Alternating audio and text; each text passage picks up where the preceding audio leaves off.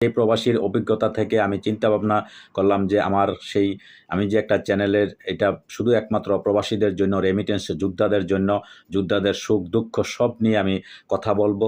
যতটুক আমার শক্তি আছে, আমার জ্ঞান আছে, বুদ্ধি আছে, এবং আমি সব কিছু নিয়ে আমার পুরা যতগুলো শক্তি, আমার জ্ঞান বুদ্ধি সব কিছু নিয়েই আমি এই প্রবাসের কথা বলবো এবং প্রবাসীদের নিয়ে আমি কথা বলবো, প্রবাসীদের পক্ষে আমি কথা বলবো, যেহেতু আমি নিজেও একজন প্রবাসী।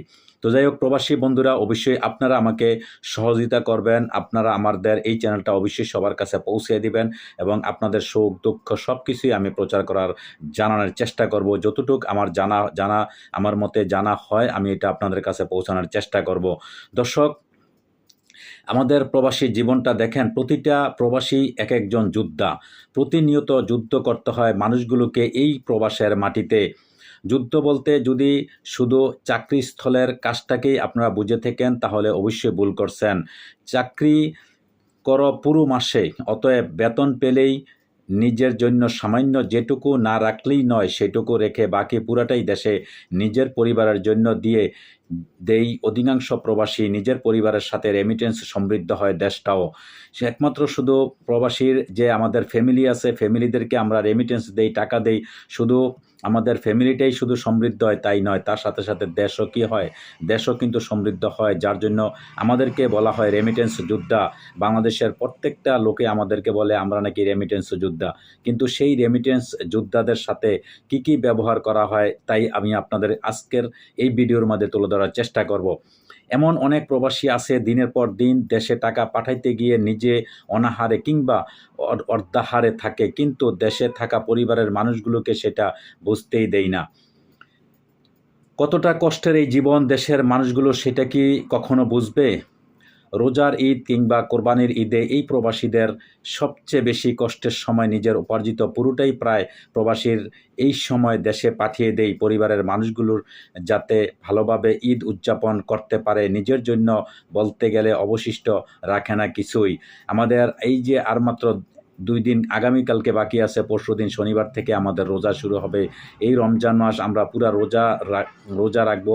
অনেকে হয়তো বাসাতে ইফতার করব, আবার অনেকে মসজিদের মধ্যে, আপনারা জানেন এই দেশে মসজিদের মধ্যে বিভিন্ন জায়গার মধ্যে ইফতারের অনুষ্ঠান করা হয়, ওইখানে ইফতারি করবে।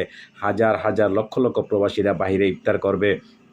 অথচ আজকে দেশে থাকলে দেশে ফ্যামিলির সাথে আমরা ইফতার করতাম। দীর্ঘ 1 মাস এইভাবে রোজা কাটিয়ে দিবে। দুঃখে কষ্টে কেউই কাজ করবে, কেউই করবে না, বিভিন্নভাবে সময় কাটিয়ে চলে আসবে একটা ঈদের সময়। যখন রমজান শেষ হবে, আসবে সেই ঈদ। সেই ঈদরা আমাদের কিভাবে কাটবে আপনারা কি জানেন? ঈদরা কাটবে সকালবেলা আমরা যাব নামাজ পড়তে। অনেকে এই কর্মের কারণে, কাজের কারণে আমরা অনেকে নামাজও পড়তে পারি না, এইভাবেই আমরা ঘুমিয়ে যাই। আর সেই দিনটাই আমাদের আসে ছুটির দিন। ঈদের দিন আমরা একটা ছুটি পাই, হয়তো 1 দিন বা 2 দিন। ঈদ উপলক্ষে আমরা ছুটি পাই। সেই ছুটিটা আমরা কিভাবে কাটাই জানেন? আমরা ঘুমের মধ্যে কাটাই। হয়তো বিকালবেলা যদি একটু সময় পাই, 1 ঘন্টা 2 ঘন্টা, একটু বন্ধুবান্ধবের সাথে একটু ঘুরি গাড়ি আড্ডা মারি। এটাই হচ্ছে আমাদের প্রবাসীর জীবন। দেশের যে রেমিটেন্সের দোহাই দিয়ে দেশকে উন্নত দাবি করে, সেই রেমিটেন্স তো এই প্রবাসীদের ঘাম রক্ত ঝরানোর ফসল। কিন্তু যখন দেখি যে প্রবাসীদেরকেই অপমান করা হচ্ছে, তখন সত্যিই মনটা ভেঙে যায়। বাকি সব বাদ দিলাম, অন্তত প্রবাসীদের প্রাপ্য সম্মানটুকু দিন। প্রবাসের এত কষ্টের মাঝেও সব প্রবাসী শুধু দেশে যাওয়ার দিনক্ষণ শোনে। দেশের টানে যখন মানুষগুলো দেশের মাটিতে পা রাখে, তখন তারা যেন নিজের নিরাপত্তাহীন অনুভব না করে এবং নিজেকে অসহায় না ভাবে, এটা দেশের মানুষগুলোকে নিশ্চিত করতে হবে। আমরা যখন দীর্ঘদিন যাবৎ যখন প্রবাসে থাকি, প্রবাস থেকে আমরা যখন দেশে যাই, দেশে যাওয়ার পরও আমাদের নিরাপত্তাহীনতা ভুগতে হয়। বিভিন্ন রকমের, আপনারা জানেন, এদিক সেদিক এখানে সেখানে অনেকে আমাদের থেকে বিভিন্ন রকমের টাকা পয়সা দাবি করে, অনেকে চাঁদা দাবি করে, তারপরে চুরি ডাকাতি এইটা সেইটা। আমাদের এই প্রবাসে আমাদের যে নিরাপত্তাটা, সেই নিরাপত্তাটা, এতটুকু নিরাপত্তা আমাদের দেশের মাটিতে, মাতৃভূমি বা জন্মভূমি আমাদের যে দেশ, সেই দেশও আমাদের সেই নিরাপত্তাটা নাই। আপনারা দেখেন এক এক সময় প্রবাসীদের এক এক ঘটনা, যখন 2 মাস বা 3 মাসের জন্য যারা দেশে ছুটিতে যায়, দীর্ঘ 5 বছর 10 বছর প্রবাসে থাকার পরে দেশে যায় 2 থেকে 3 মাসের জন্য, অনেকে এই ডাকাতি চুরির কারণে কিন্তু তাদের আত্মহত্যা বা তাদের জীবন দিতে হয়। তাদেরকে টাকা পয়সা সব লুট করে নিয়ে যায় এবং কি তাদের জীবনটা পর্যন্ত দিতে হয়। এটাই হচ্ছে আমাদের সেই প্রবাসী জীবন। তো এই প্রবাসী জীবনটা আসলেই আমাদের এটা একটা কলঙ্ক জীবন। যে যত কিছু বলুক, এখানে মানুষ বলে, আমাদের ফ্যামিলি বলে, দেশের মানুষ দেশ বলে আমরা হইছি রেমিটেন্স যোদ্ধা, আমাদেরকে সম্মান করবে বা আমাদেরকে সম্মান করে, কিন্তু আমাদের প্রবাসের যারা প্রবাসী আছি আমাদের জীবনটার কোনো মূল্য নেই। না না আমাদের মূল্য আসে এই প্রবাসও আমাদের মূল্য নেই। আজকে দেখেন ওমানে যে অবৈধ লোকগুলা যেই গ্রেপ্তার করতেছে, ধরতেছে, তাদেরকে কুকুরের মতন গাড়ির মধ্যে কিভাবে ধাক্কা দিয়ে ভরতেছে, যেটা বাস্তব প্র্যাকটিক্যাল আমার নিজের দেখা। আমি গতকালকে আমি দেখলাম আমার এক ভাই, পরিচিত এক ভাই, কিভাবে তাকে গাড়ির মধ্যে ধাক্কা দিয়ে, গাড়ির পিছনে যে ডাব্বা আছে পিছনের ডাব্বার মধ্যে তাকে ধাক্কা দিয়ে বলল তার ওই ডাব্বার মধ্যে তার জায়গা হয় না, তারপরে তার ধাক্কাইয়া জোরে তাকে ওইখানে ভরা হয়েছে। এমন প্রবাসী জীবন আমাদের, সেই জীবনটা সেই লোকটা আজকে দীর্ঘ 7-8 বৎসর এই দেশে আছে। 1-1.5 বৎসরের মতন সে অবৈধ, তার কাগজপত্র কিছুই নেই। আজকে সে এখন জেলখানার মধ্যে দিন গুনতেছে। আমাদের হাজার হাজার এই প্রবাসী শুধু ওমান নয়, বিভিন্ন দেশে, সৌদি আরব, কাতার, এই মধ্যপ্রাচ্যের অনেক দেশগুলোর মধ্যে এখন কিন্তু অবৈধ লোকগুলা গ্রেপ্তার করতেছে। সেই গ্রেপ্তারের লোকগুলা যে বর্তমানে জেলখানার মধ্যে, জেলের মধ্যে দিনাতিপাত করতেছে, কারো 15 দিন, 1 মাস, 2 মাস এইরকম জেলের মধ্যে থাকতেছে। কিভাবে তারা দিনাতিপাত করতেছে, কি অবস্থায় তাদের দিন কাটতেছে, এটা কি কখনো আপনারা ভাবছেন?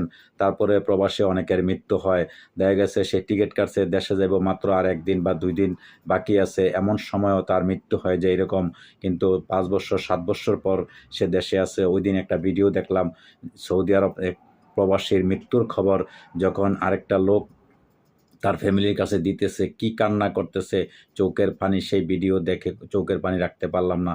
এটাই হচ্ছে আমাদের এমন মর্মান্তিক প্রবাসী জীবন। এই প্রবাসী জীবনটা আমাদের খুবই দুঃখের, খুবই কষ্টের, খুবই ভারাক্রান্ত। আমাদের জীবনটা হয়ে গেছে একটা মরুভূমির মতো, সাহারা মরুভূমির মতন আমাদের জীবনটা হয়ে গেছে। আমাদের হৃদয়ে মায়া, মহাব্বত সব কিছু আমরা তুচ্ছ করে একটা প্রবাসী জীবনে আমরা দিন কাটাইতেছি। তো যাই হোক, এই প্রবাসী জীবনের, এই প্রবাসের আমাদের কান্না কেউই শোনে না, কেউই আমাদেরকে কখনো বুঝতে চায় না। শুধু আমরাই হচ্ছি একমাত্র টাকার মেশিন। মনে করে দেশে যারা আছে ফ্যামিলি, সংসারে বা দেশের সবাই মনে করে আমরা রেমিটেন্স যোদ্ধা, আমরা শুধু টাকার মেশিন, একমাত্র আমাদেরকে তাই ভাবে। কিন্তু সবার ভাগ্যে তা জোটে না। সবাই কিন্তু টাকা কামাইতে পারে না। কেউই টাকা কামাইতে পারে, যারা কামাইতে পারে না তারা নির্বিশ্বে তাদের জীবনটাকে নিঃশেষ করে দেয়, যুদ্ধ করে দেয়। এই কর্মের সাথে, তার জীবনের সাথে যুদ্ধ করো, শেষ মুহূর্তে দেখা গেছে এই টাকার পেরেশানি, টেনশনে যারা টাকা কামাইতে পারে না তারা শেষ জীবনে টেনশন করে আত্মহত্যা পর্যন্ত পথ বেছে নেয়। এই প্রবাসে এমন কঠিন, এমন নীরব নিঃসঙ্গ একটা প্রবাসীর জীবন আমাদের, সেই জীবনটাই হচ্ছে প্রবাসী জীবন। কিন্তু এই প্রবাসীর জীবনের কথাগুলো কেউ শুনতে চায় না, জানতে চায় না। তো যাই হোক দর্শক, আজকে আমি প্রবাসের কিছু দুঃখের কথা আপনাদের সাথে শেয়ার করলাম। যদি ভিডিওটা ভালো লাগে অবশ্যই শেয়ার করে দিবেন দর্শক, আর অবশ্যই আমাকে সাবস্ক্রাইব করে দিবেন। সবাই ভালো থাকবেন। আল্লাহ হাফেজ।